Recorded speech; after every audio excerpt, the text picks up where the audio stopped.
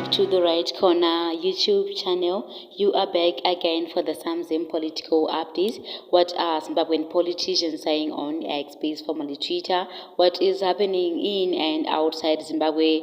Unfiltered information and updates are reporting it as it is here on the Right Corner YouTube channel. So please subscribe. Getting into business straight.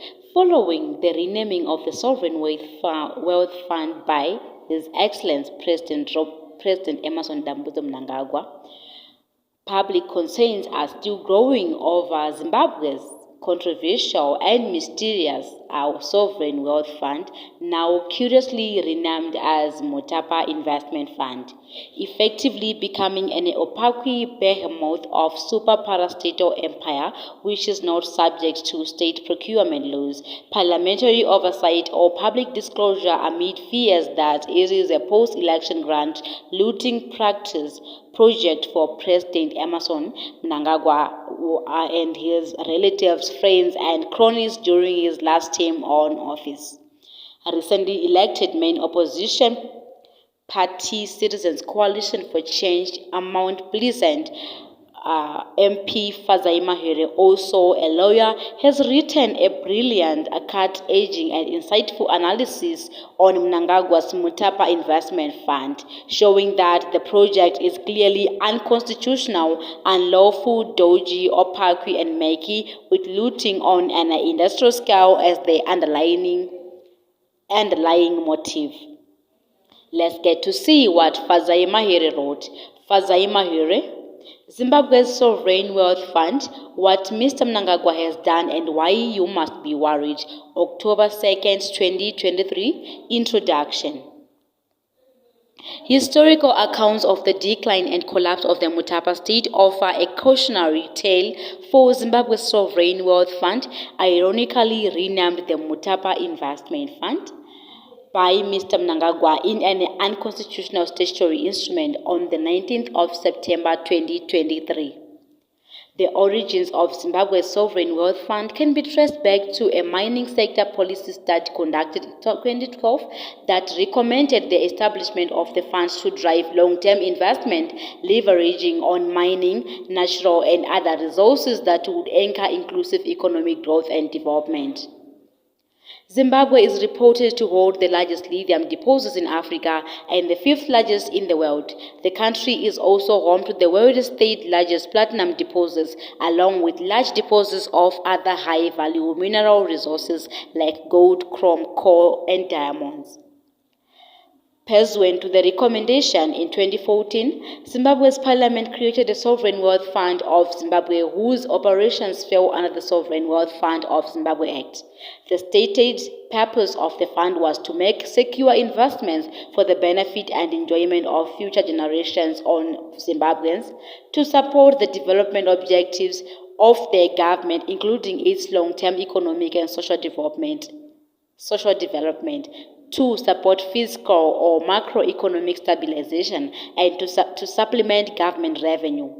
Despite its creation in 2014, the Sovereign Wealth of Zimbabwe Fund was dormant and seems only to have become somewhat operational under the tenure of Mr. Mnangagwa. The establishment of the fund aligns with global trends where sovereign wealth funds are expanding rapidly in many parts of the world and becoming a major force in global capital markets. Run properly, sovereign wealth funds can leverage a nation's natural and other resources to facilitate long-term and large-scale investment. Run opacely and corruptly, they can facilitate the large-scale looting of a state's natural resources and economic wealth. What is a sovereign wealth fund? A sovereign wealth fund is a state-owned investment fund comprised of money generated by the government through, for example, surplus reserves from state-owned natural resources, trade surplus, natural resource revenue, bank reserves that accumulate from budgeting excesses, foreign currency operations, or money that accrues from privatization projects. Because sovereign wealth funds are created ostensibly to secure investments and safeguard natural resources for the benefit of future generation citizens, their conduct and operation call for greater scrutiny and the creation of strong checks and balances to ensure sound corporate governance and avoid fund mismanagement, looting, and abuse. Sound corporate governance is arguably the most crucial aspect to the development of robust investment strategies for sovereign wealth funds. Establishing clear independence is a prerequisite in order to avoid political interference. There can be no doubt that a lack of sound corporate governance and political interference will erode a fund's ability to effectively achieve as key economic objectives, particularly the long-term protection of investments for the benefit of citizens of future generations. Recent legal developments, renaming of funds. On the 19th of September 2023, Mr. Mnangagwa controversially promulgated Statutory Instrument 156 of 2023, S1 156/2023, which changed the name of the Sovereign Wealth Fund of Zimbabwe to the Mutapa Investment Fund. No official reasons have been given for the renaming of the fund. However, the effect of the name change is to make it not readily discernible to a foreign entity that they are dealing with a sovereign wealth fund as opposed to a private investment fund. Mnangagwa's unfettered power to appoint Mutapa Fund Board. S1 156/2023 gives Mr. Mnangagwa the unfettered power to appoint the Chief Executive Officer, the Chief Investment Officer, and all 8 members of the Mutapa Investment Fund Board. Although he has to consult the minister, he is not bound to by any of the minister's recommendations. Prior to the amendment, the Minister of Finance appointed the Sovereign Wealth Fund Board members. This provision is concerning in light of recent appointments by Mr. Mnangagwa to cabinet and other public posts which have been criticized for breaching sound corporate governance principles and being underpinned in some instances by nepotism.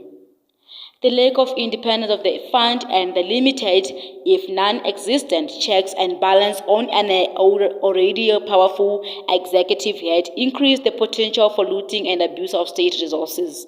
No more reporting on Parliament. Before the amendment, the Sovereign Wealth Fund Board had an obligation to make quarterly reports to the Minister of Finance, who was equally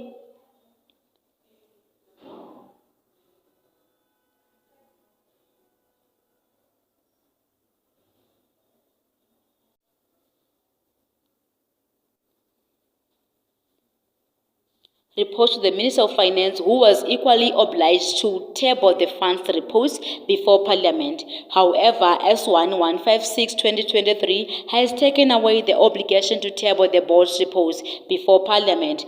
The board only table reports to the President and the Minister of Finance.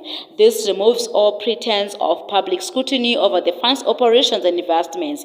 The scope for parliamentary oversight of the fund's investments and operations, which is an essential element of sound public financial management, has also been severely curtailed.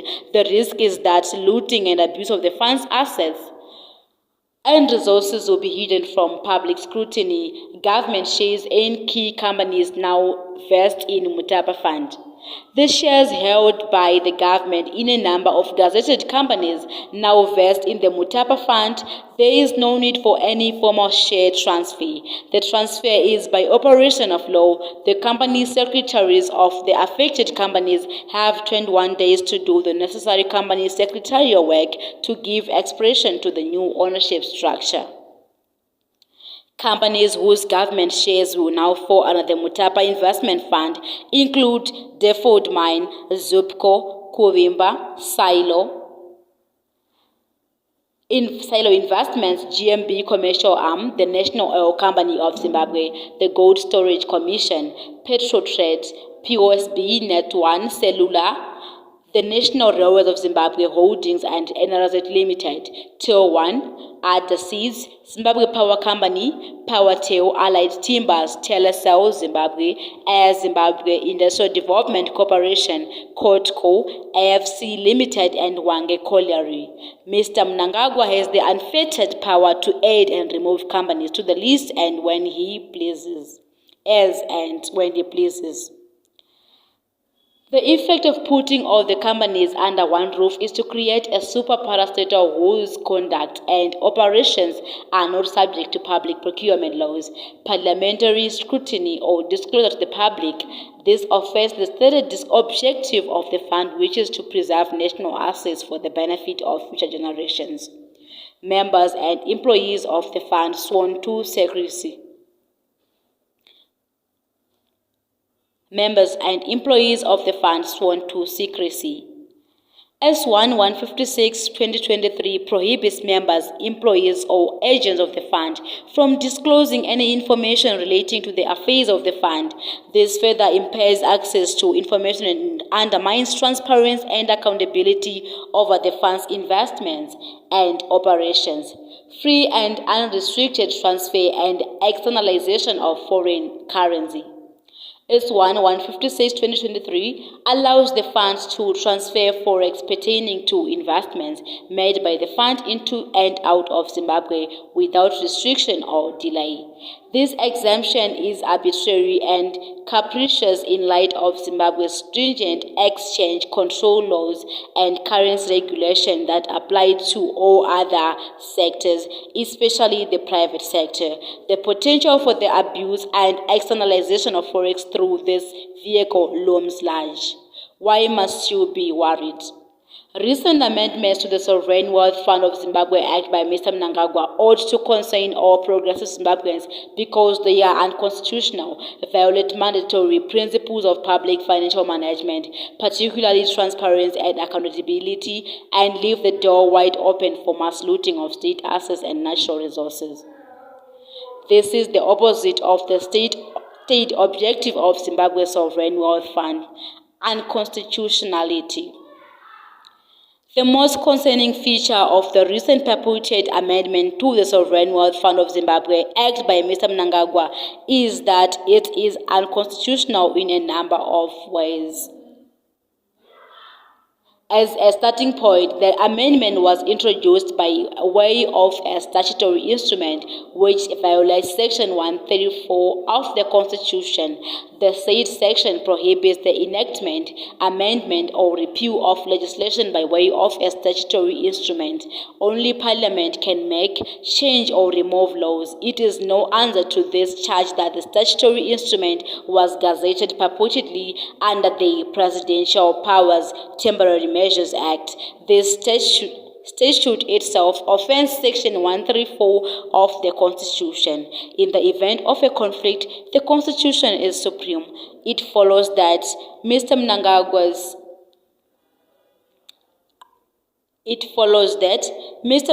statutory instrument that changed the Sovereign Wealth Fund of Zimbabwe was invalid, ultra vires the Constitution, and thus illegal as a matter of a law. It additionally breaches the Section 68 obligation of all administrative authorities to act lawfully, reasonably, and fairly. Lack of transparency.